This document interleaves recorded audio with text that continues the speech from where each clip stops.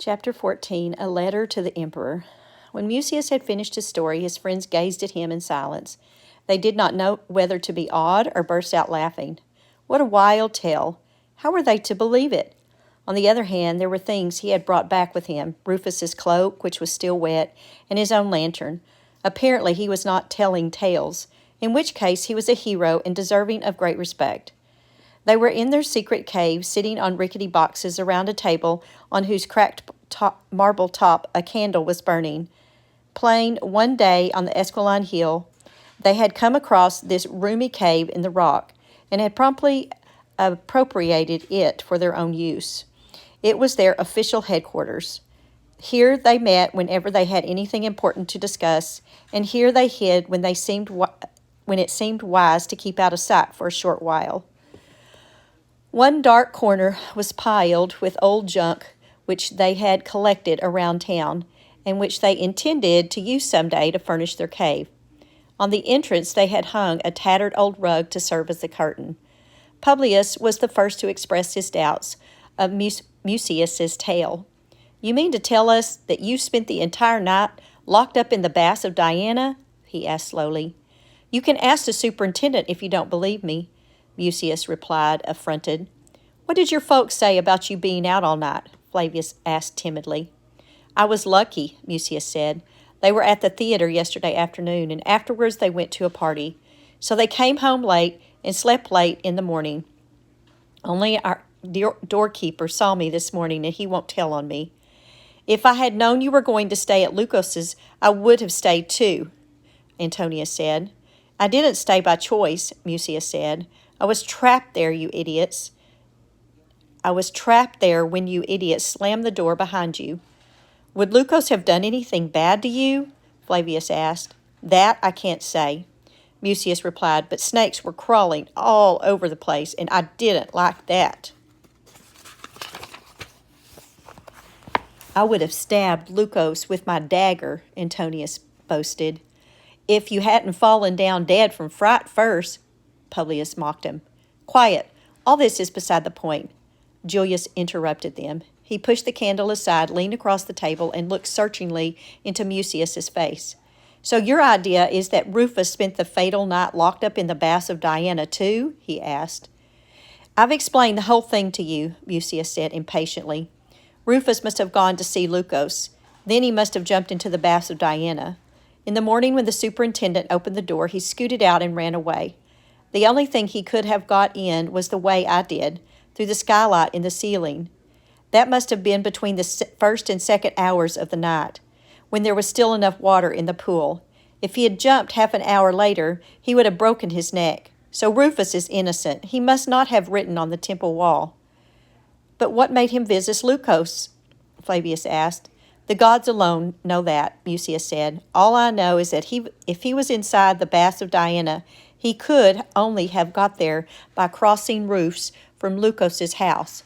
Lucas's house is the only one around that is as high as the baths."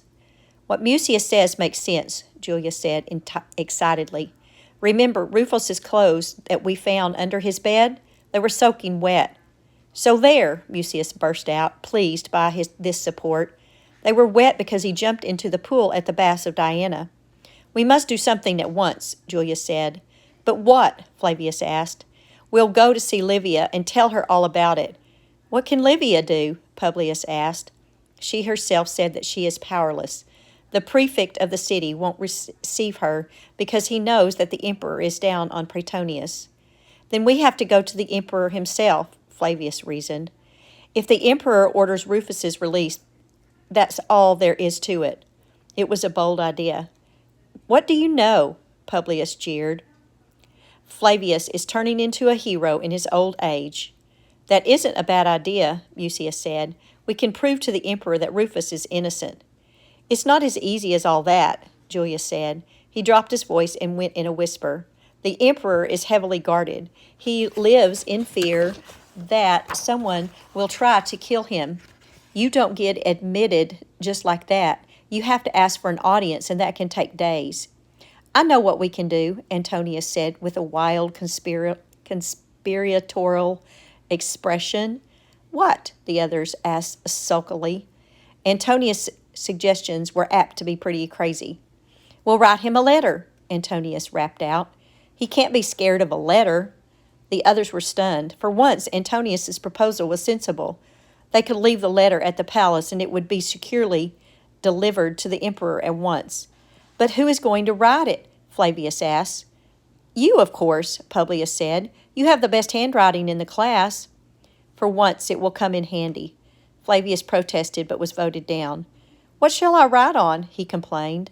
"That's easy," Julius said, taking a parchment out from under his toga. "Here's a book of Cicero's orations. I don't like to part with it, but we'll use the back for the letter. It's fairly clean." Flavius had objections. "A letter on the back of a book? What will the emperor think? He's likely to read the book and not the letter."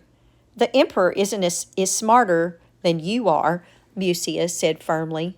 "We can take the time now to go looking for paper or wax tablets. This is an emergency. The emperor will understand. Just cross out the writing of the book." But Julius would not hear of that. "No, don't cross it out," he pleaded. "That would be a pity, and besides the emperor might be annoyed. He thinks the world of Cicero, and he's be so pleased to get the book. Go ahead and write on the back. There's no harm. Come on." "But I still don't know what to write," Flavius said miserably. I'll dictate to you," Julius offered.